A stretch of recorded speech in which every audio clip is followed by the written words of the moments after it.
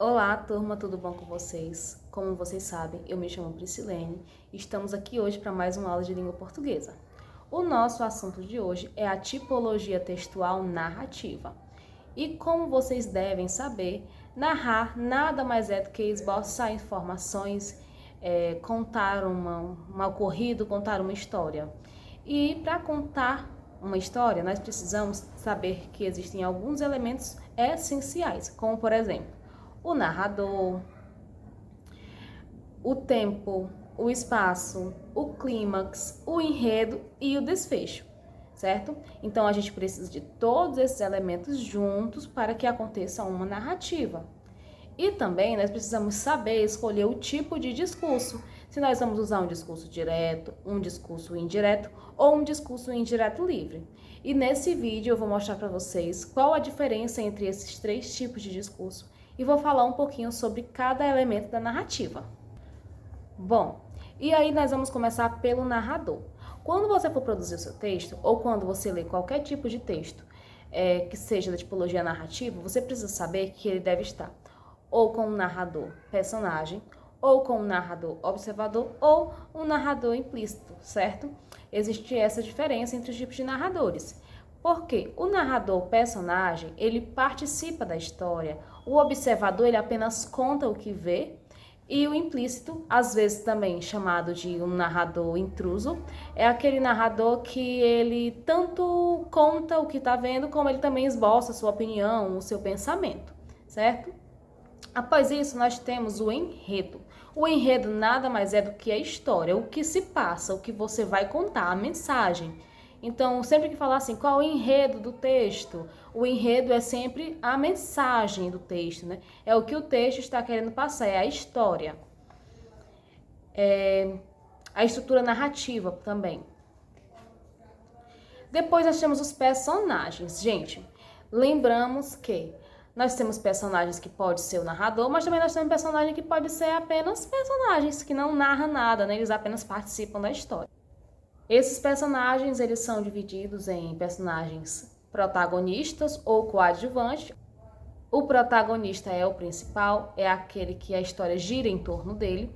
E os coadjuvantes nada mais é do que o personagem que faz parte da história, mas ele não é o principal. Ele não é aquele que faz a história acontecer, ele é apenas aquele que participa. Nós temos que pensar também no tempo e no local, certo? O tempo em que a história acontece.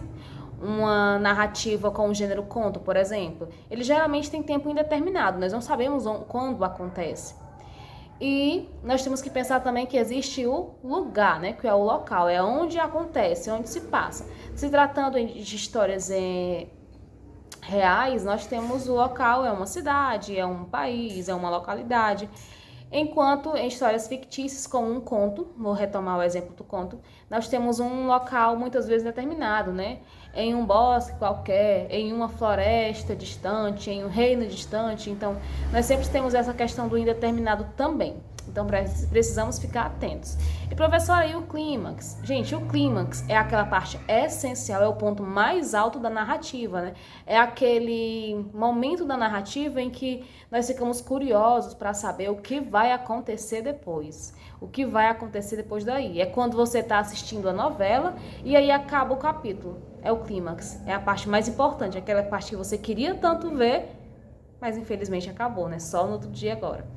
E por fim nós temos o desfecho, que é como a história se finaliza, como aquela narrativa ela é terminada, né? Finalizada. Será que aquele problema foi resolvido? Será que aquele problema ele foi resolvido? Será que houve uma solução para aquilo que estava acontecendo? Certo? Para aquele conflito. Será que o conflito se resolve? Né, que o conflito é outro elemento também que eu não falei para vocês aqui, mas no geral o conflito é a problemática do texto, tá certo? Então eu espero que vocês tenham entendido, espero que você não tenha dúvida nessa parte, porque eu vou falar para vocês agora a respeito dos tipos de discurso. Bom, gente, e aí nós vamos ver os tipos de discurso, como por exemplo, o discurso direto é aquele discurso em que há uma pausa na fala do narrador para que a fala do personagem se inicie. Geralmente eu tenho o uso dos travessões Por exemplo, quando eu digo assim, e o personagem falou, aí 2 pontos, e agora vai ter a fala fielmente do personagem. Aqui eu tenho um discurso direto, certo? É quando o narrador dá uma pausa e aí assim vai abrir espaço para a fala fiel do personagem. Já o discurso indireto, o narrador da história ele interfere na fala do personagem, assim trazendo para ele o que o personagem está dizendo. Como, por exemplo, no direto eu tenho aquela questão, e o fulano disse, 2 pontos, começa a fala. E aqui não, vou dizer, e o fulano falou isso, isso e aquilo, certo? Eu vou falar a fala do personagem dentro da minha fala. Eu não dou espaço para a fala fiel do personagem, né? Eu transcrevo a fala do personagem.